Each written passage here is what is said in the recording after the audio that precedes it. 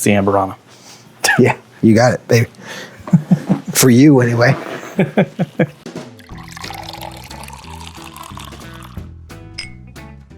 Hello, everyone, and welcome back to Bourbon Theory. I'm Josh. I'm Bill. And today, we're about to get controversial. Why is that, Dad? Because we're going to do some hot takes. We got some bourbon hot takes for you. Might be some rye hot takes. This might piss some of y'all off. Honestly, I thought we were having hot cakes, is what I heard. And I'm rather... That's at the strip club. I'm pretty dead burn disappointed. Oh, they got syrup there too? They got anything you want, Dad. Man, anything your heart things sure desires. have changed. Dad has a mystery pour for us. I have no idea what it is. We'll sip on it. And if we go long enough on this video, I'll forget to. And maybe he'll reveal it at the end. But I went through and made a big long list of a bunch of whiskey hot takes that I think both of us, if we don't both agree, one of us does. Went through, gave Dad his choice, and gave him some ones that I think were particularly good if they came from him. And I've got some as well. We got 5 apiece here, and we'll probably do a part 2 to this video in a couple of weeks, maybe a month or so. But I think this is going to be fun. So, Dad, why don't you kick us off with your favorite one? Ooh. Or save your favorite for last. All right, I'll just kick one off here. And this is going to be very, very controversial coming from me. A good cocktail is not a waste of good whiskey. Coming from the man who religiously says, I don't drink cocktails. And then you had the Penelope Old Fashions. Yeah. And we did cut those. They're a little sweet. Yeah. Well, we added some. Yeah, that's what I mean. We cut it with more high proof whiskey. Yeah. But there are some really good cocktails out there. And it doesn't always have to be a well pour that you use in it. You don't need to use 80 proof Kentucky Gentleman to make a cocktail. No. I mean, if it's for bourbon and Coke, okay. Yeah, maybe. But if I'm doing an old fashioned, I really want a high proof rye. Yeah. That's what I really want. You want a high quality spirit that stands up to whatever the heck else is going in that cocktail. Yeah. I mean, I'm gonna just say, Conviction's rum finish. Dude, that makes the meanest Mai Tai I've ever had in my life, and good God, I want one right now. Wow. It's delicious. We can take a break, I guess. It's at home. I left it at home. It's a little bit of a problem. The Naranja finish, the Naranja Old Fashioned that they make down there at Conviction, this is really a little bit of a platform for me to talk about how great Virginia, the bartender at Conviction, Southern Grace is. She can make anything you want, and it's delicious. I mean, so there's so many different things. You can do a sidecar, you can do Negronis, you can do, Old Fashions. Everybody talks about Old Fashions. By the way, them damn Luxardo cherries are like $23 a jar. What the hell's going on? Expensive, guys. It's craziness. That's a hot take right there. Autumn in New York is my favorite bourbon cocktail, bar none. Yeah. It is amazing. Look up the recipe. Paper airplanes. Choose a high proof, good quality bourbon that you enjoy, and make one of those with that. You are not going to be disappointed. Actually, better yet, make one with crap whiskey and make one with good whiskey, and then see the difference for yourself. See what happens. I'm going to build up to my more controversial takes here. So I'm going to start something a little bit more tame. I'm going to go with people confuse unique whiskey for good whiskey. Now, is there unique whiskey that's good? Absolutely. But I think a lot of people are out there looking for something different, finding something that's just maybe not of a great quality. And just because it's not Buffalo Trace, it's not Heaven Hill, they're putting it on this pedestal and saying, hey, everybody needs to come and try this. Now, there's exceptions to the rule. Sure there is. You get a distillery making high-aged bourbon, like Southern Grace that we were just talking about, with a different mash bill, 88% corn and 12% malted barley, and they're still getting spicy profiles out of it. That is unique and good. Right. You want to talk about Broad Branch with their 100% prairie rye from Washington State. Right. That is uniquely good. Right. And I don't want to crap on any distillery, so I'm not going to say anything off the top of my dome here without, thinking everything through. But there's definitely some out there that are just doing things different or weird to be unique, to draw your attention and then make you buy a bottle. And to sell one bottle to a high number of people and never sell it again. I have a good one. The Kasha bourbon. There you go. Spirits of the French Lick, no offense to you guys, I'm sure you make great bourbon, but your Kasha thing is a gimmick. Yeah. To me, it's a 100% gimmick. Right. It's malty and it's weird and it's florally malty. I don't understand how people like that profile. If you can hype something enough, it'll sell. It'll sell. And a lot of people are trying to do that. So buyer beware of a crazy hype train. Try before you buy in that case, for sure. Be careful. Just be careful. Okay. What else you got, Dad? Whiskey age is not the end-all, be-all of the whiskey itself. It does not have to be 15 years old, 20 years old, 23 years old. Anything along those lines. It does not need to be at all. There is great whiskey out there at 4 years old. There's great rye out there at 3 years old. There's a lot of great whiskey out there. Don't get hung up that something has to be 7 years or 8 years or 12 years or 15 years or whatever, because you're going to miss out on a lot of great stuff. Mm-hmm. I have one example that's fantastic. Old Dominic at 6 years old. There you go. Is amazing whiskey. Old Glory at 5.5. Amazing. Hitting its sweet spot. Broad Branch when it turns 6. Yep. Amazing. Conviction at 7. Amazing. You don't have to be 10 plus. No. To be rich, to be complete, to be well-rounded. I mean, another one, big distillery that's doing it, and a lot of their stuff is really good at the 7-8 year point, is Bardstown Bourbon Company. Oh my God, they're 8-year distillate, 8-year single barrels. Drain my blood and fill up my veins up with that. So tell us where we're wrong here. Drop it in the comments. Yell at the screen you're watching on. I don't see anything too wrong so far. No. I'm going to go with probably my next one on my controversial list here. The neck pour isn't real, guys. Well, there's such a thing as a neck pour. But let me just show you how you fix that. You got a bottle, and you're going to pour. This is a fresh crack. Obviously, it's not open yet. Not open yet. If you were going to pour this out, and you're like, "Oh, my neck pour. I don't want it to be up there." Guess what? Now it's not your neck pour anymore. So what I think people truly mean by that, and if you are going to mean something, say it correctly. A fresh cracked bottle is not the same as a bottle that's had some time to open with oxygen. has had a little bit of air on it. So when you pour a glass of whiskey, you let it sit for a minute. This is a fresh crack, by the way. Okay. So I just took my first sip. I'm not blown away by it.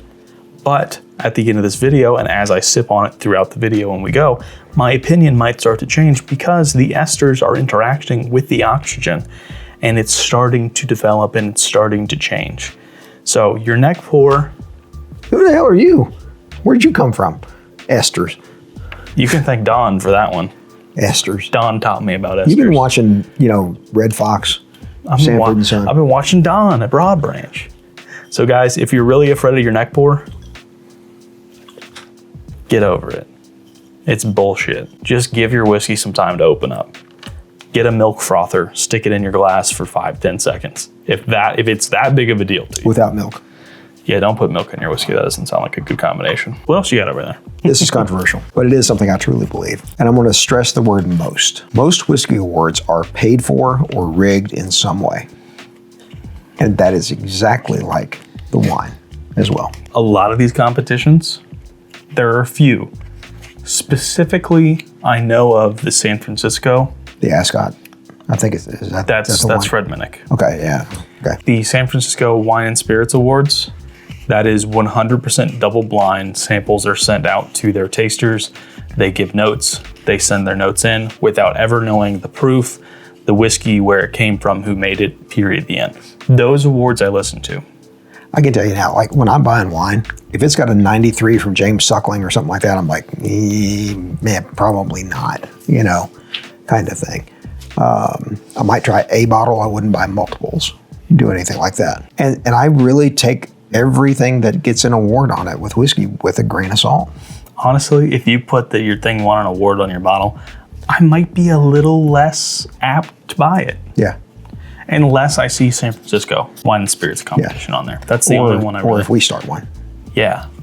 Yeah, I mean, honestly, truthfully, if you guys find a whiskey reviewer online that you truly believe in, that your palate and their palate matches up, whether that be us or someone else, and you feel like you can trust their opinion, that's a different story. Yeah. We're talking about organizations that put themselves on a pedestal and say that we are fancy, listen to us, here's our top. I don't want to maybe go too far on this, but there's one very big, very well-known bourbon reviewing, whiskey reviewing channel, website that absolutely gets paid for their reviews. Yeah, and that's the key here. Most of these are getting paid because they're doing these things or these big cities in ballrooms of hotels. Let me tell you now, that stuff ain't cheap. You're not renting a ballroom for small money.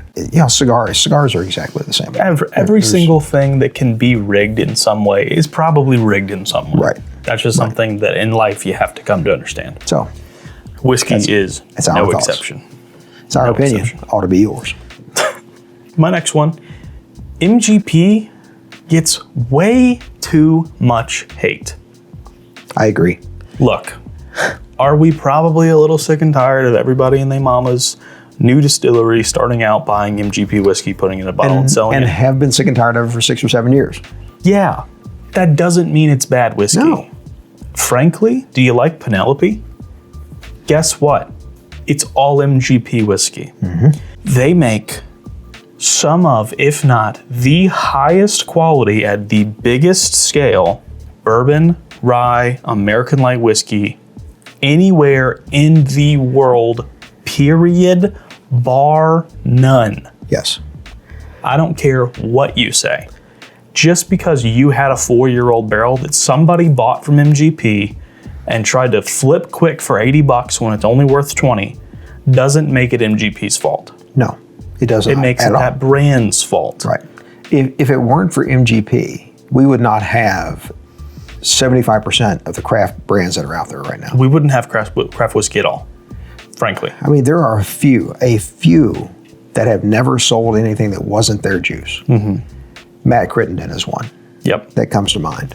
Very, very few and far in between. He lost money for a long time in what he was doing because he wouldn't sell anything but his own juice, and he waited at least 4 years. More power to him. And it's just getting better and better and better and better, and he's getting more and more recognition for it. That's a great story. Can everybody do that? No. Can you do it if you're working in an old gas station? Yes. Thank you, Mash and Miles on YouTube for our 12 Crittenden samples, which is another video we have to make here. Yeah. Don't judge a distillery's product based on what another brand did with one of their barrels. I mean, what we're learning also is there's some great MGP juice that's going to other parts of the country and being aged there. You age it in the hot and humid South.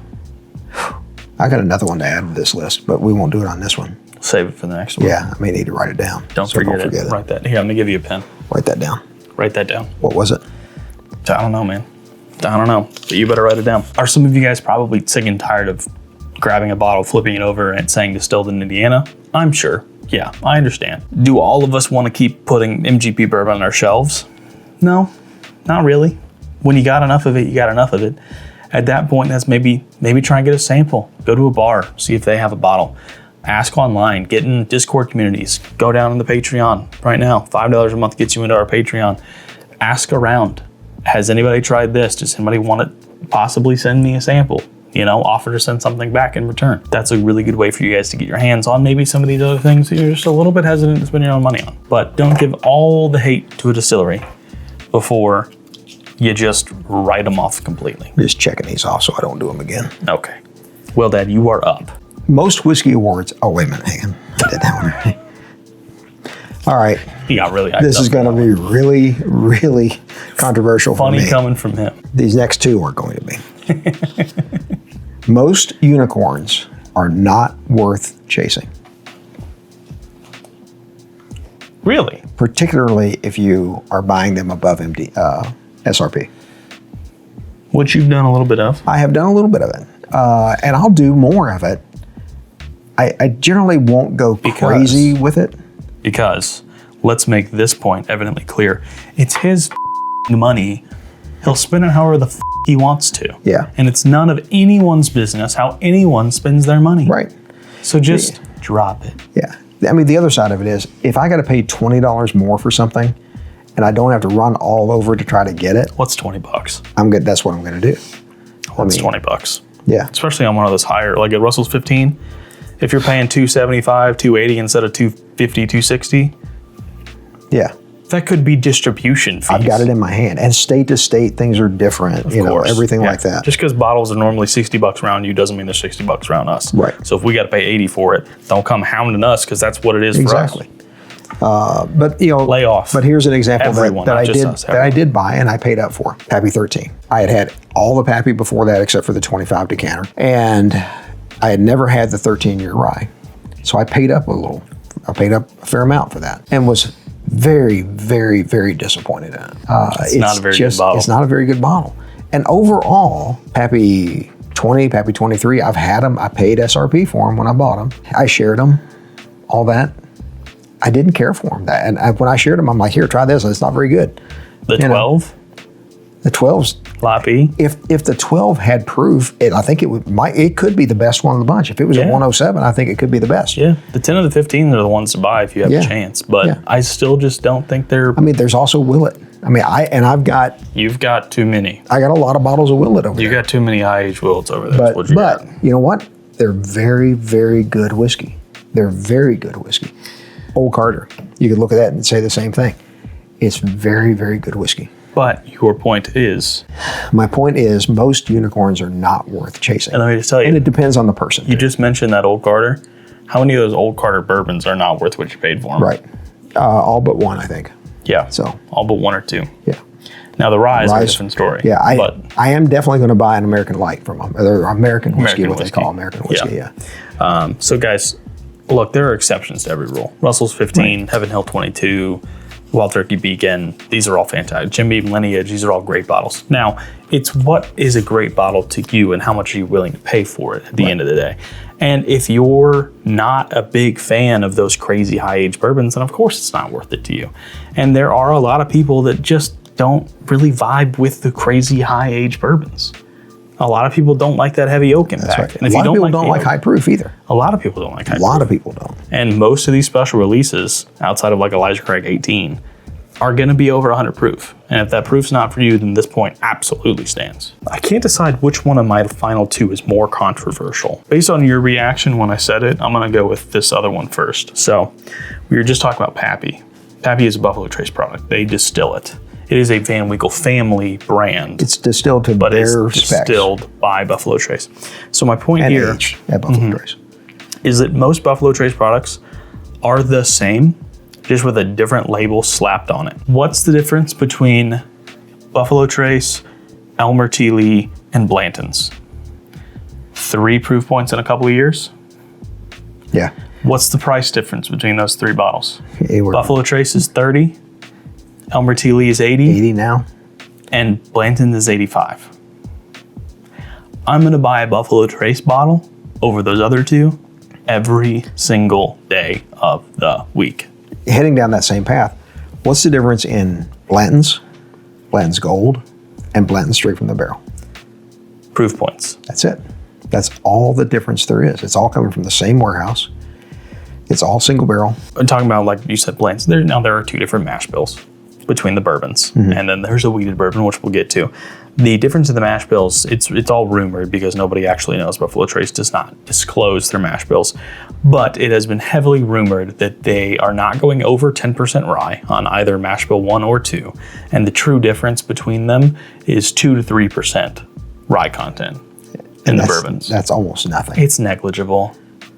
If you're not looking at 10 to 15 points, it's really kind of hard to pick it. If you're not jumping from like 10 to 20, there's almost a non-noticeable difference in the profile. And granted, every barrel's different. Every barrel's gonna have different notes and provide different flavor profiles. So when you jump into things like we said, Blanton's and Elmer T. Lee, they're $80. When you can buy a Buffalo Trace, which is essentially the same proof, for $50 cheaper, why on earth are you buying that bottle? Because it's different, you haven't had it before? It's not worth it. E.H. Taylor Small Batch is about a $50 bottle, a $45 to $50 bottle, which is becoming incredibly readily available. It's full whiskey now. The single barrel, which is 80, 85, 90. In the state, it's probably gone to 80 now, so yeah.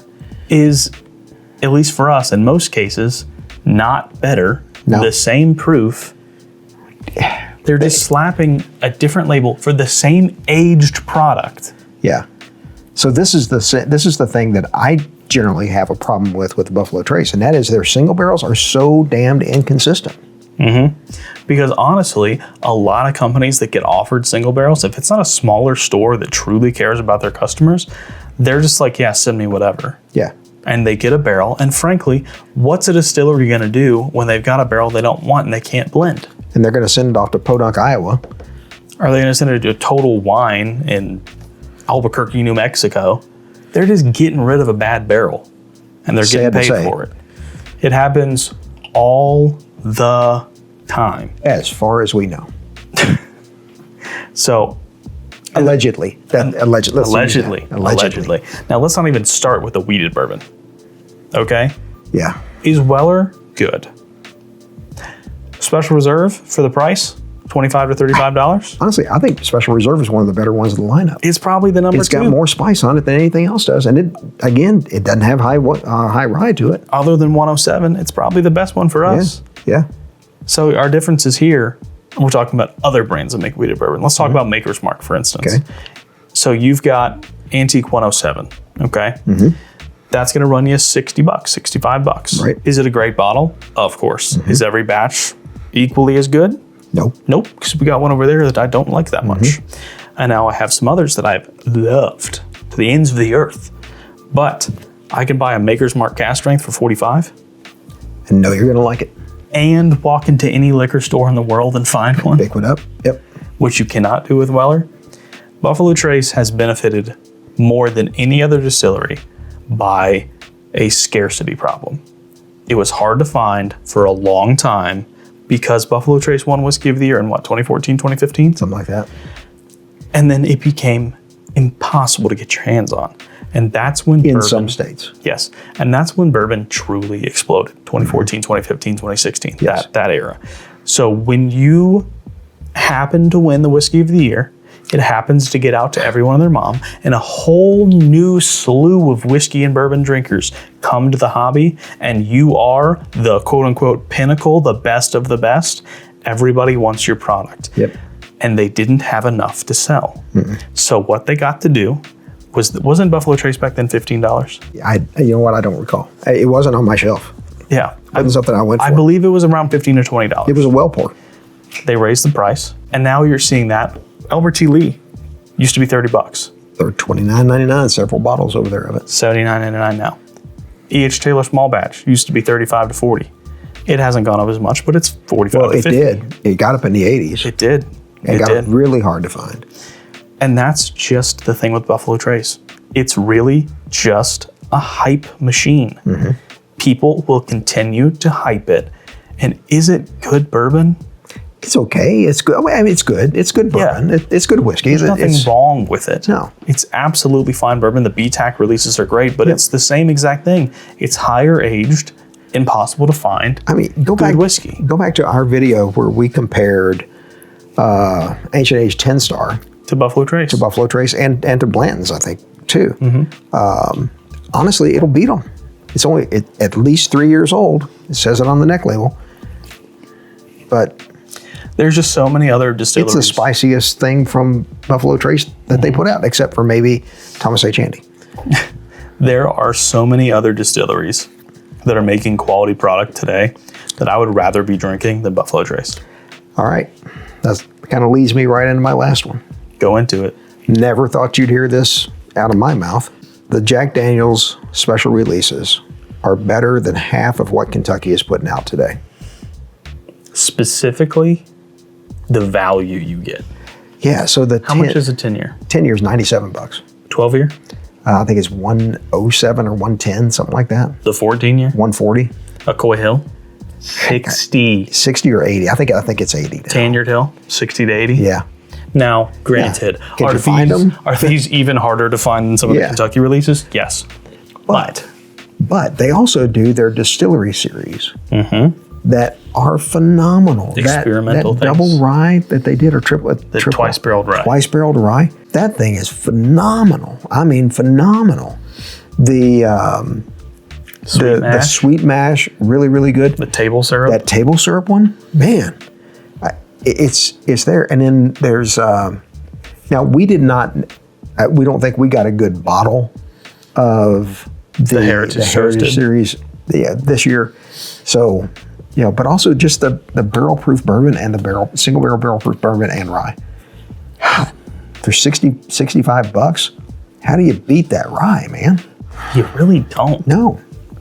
What big Kentucky distiller is making a high proof 6 to 8 to 9 year old single barrel proof rye?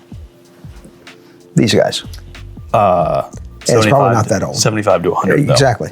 Right. The price is higher for sure. That's Old Forester we're talking about, by the way. Jack Daniels, and never in a million years, if you guys have been watching us since the beginning, honestly, if you go back and anytime we mention Jack Daniels, he's like, swill, garbage, burn it, use it for fuel, repurpose it somehow. And I get him when we're in a North Carolina ABC store, like a couple of months into us doing these videos. And I'm like, hey, that single barrel proof Jack Daniels rye over there. It reminded me. It's on sale. It reminded me of when he was much younger, like 3 years ago, maybe. And we'd be in a store and he'd look at the candy and he'd go, Dad, Dad, Dad, Dad, Dad. And finally you just go, yes, fine, pick something. And so he did. And he was right. And then we reviewed it. And I was like, oh my God, what happened? And boy, did your mind get changed. Yes, it did. Jack Daniels as a value brand, top one. Does anybody beat them? There are some that are vying for it. But Jack Daniels is the biggest whiskey company other than MGP in the world. That's distilling their own product and releasing it. Under their name, it's the number one seller in the world. Period, the end. Second only to And a lot of that's marketing. I mean, a lot of it began as marketing. Thank you, Frank Sinatra. Yeah. Thank you, everybody who's ever talked about Old Number 7. And those that still are. Yes. Ella Langley talks about it now. So I've got one more. Okay. Let her rip, Tater Chip. This one, guys, if you've ever been a part of these social groups, you know how some of them can be. And I'm going to say this, that some whiskey groups, bourbon clubs, whatever, are just ego circle jerks. For all of these guys to get together and be like, oh, look at this fancy bottle I got that you can't have. Look what I got to buy. Look at me and my big fancy whiskey collection. Look at me never open my bottles and talk about how happy I am to have them. So that's why I added that. Yeah, appreciate that. I crack it all, man. I've been a part of so many Facebook groups for bourbon, and it's just, look at me. Look what I got. Look what you don't get to have. Yeah, aren't I cool? Look at my fancy Rolex and my Mercedes with my bottle picture. God, I hate you people. Whiskey is meant to be shared. And savored. Yes. I mean, truly. It's not about the nicest bottle you can possibly find. And you know, to say this, sometimes when you go to bottle shares, I don't always take a high-end bottle. I will take something that I really think, especially if it's something new. Something craft, something like that. I will take that because I'm excited to talk about it. We should do a video on a bottle share, like bottle share etiquette or what to do at a bottle share. Yeah. It's a good idea. Drink as much as possible of anybody else's stuff. Pour at least to here when you're pouring somebody else's. The guy who drives a Mercedes, pour it to overfill it and then add Coke. Up. And I'm not out here just shitting on you Mercedes drivers, okay, your Rolex wearers. It's a very particular subset of the whiskey community, and if you guys are here watching us, of all people on YouTube, you are probably not one of those people. Right. And I completely understand that. But you know those people. You know those people from... You've seen it. Your local stores, from your local bars, from your local whiskey groups. You know who those people are. And there are a lot of those people out there. Yeah. Those are the same kind of people that say good whiskey can only be made in Kentucky or bourbon can only be made in Kentucky. It's people who have their information wrong most of the time, truthfully. Yeah. And they're adamant about it. Oh, they're loud sometimes. Very annoying about it too. And that's part of the reason why I don't really like being a part of too many whiskey groups. That's why in our Discord server in particular, we do a very good job of maintaining a certain culture. Mm-hmm. We don't want it to be negative. We want it to be positive. We want it to be reinforcing. We want it to be a little out there. We want it to be a little wild and crazy. A little weird. Want to get weird with you because you want to get weird with us, apparently. Exactly. James? There's weird right We there. love you, James. But weird. Look it up in the dictionary. His picture's right there. That it is. Actually, it's on our barrel pick, so it's It's true. out there. Yeah. I had people comment. I took it to a bottle share in Wisconsin. Had people comment, oh, I seen that one. I seen that picture. Tell me about that. Dude, the pick sticker is more famous than the pick itself. And James just made another one for us with the two of us, which is we'll get into it. But guys, if you're in a group like that, just leave. It's not worth your time. Yeah. You will find the right subsect of people. If you want to be with us, join our Patreon. It's $5 a month. Just hit the link down there. Get in there. If you want more of it, you want to get into the Discord, you want to get into some things as we were doing barrel picks and different things. The Discord is the way to do it. That's the way to do it. Jump into some of the higher levels. If you're Elon Musk, jump into that very top level at $100,000 a month. I'm going to keep saying it, man. I mean, someday somebody might talk to him about it. Oh boy, guys, this video was fun. It was a little cathartic. I enjoyed it. I can't wait to do another one. Let's hope you guys did. I want to know your whiskey hot takes. Yeah. What do you guys think about what we said, and what do you guys think about the scene as a whole? What do you think is a hot take? Yeah. And so, like great bourbon, our videos get better with time. And as always, take care of yourselves. And dinner's ready. Dad, what are we drinking? Oh, yeah. We're drinking Hard Truth American Odd. That drink's a little hotter than 100 proof. Doesn't it? Some pretty good whiskey right there. Oh, you know what we didn't do? Take care of yourselves, guys.